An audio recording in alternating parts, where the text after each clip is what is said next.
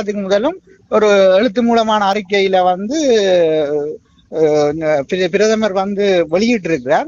சில பாதுகாப்பு காரணங்கள் கருதி வெளிப்படாம இருக்கலாமே தவிர மற்றும்படி நெதன்யாகு இறந்தது என்பது வந்து இதுவரை ஊர்ஜிதப்படுத்தப்படவில்லை. அது வந்து ஒரு ஃபேக் நியூஸாகத்தான் காணப்படலாம்.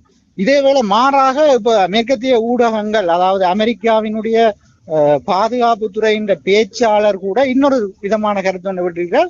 ஈரானில வந்து புதிதாக தெரிவு செய்யப்பட்டிருக்கின்ற அந்த ஆன்மீக தலைவர், அதிஉச்ச தலைவரும் வந்து காயப்பட்டுள்ளதாகவும், தங்களினுடைய தாக்குதல்ல வந்து காயப்பட்டுள்ளதாகவும், அவர் உயிருடன் இருக்கிறாரா என்பது வந்து கேள்விக்குறியான விஷயம் என்ற ஒரு விஷயத்தையும் சொல்லியிருக்கிறார்.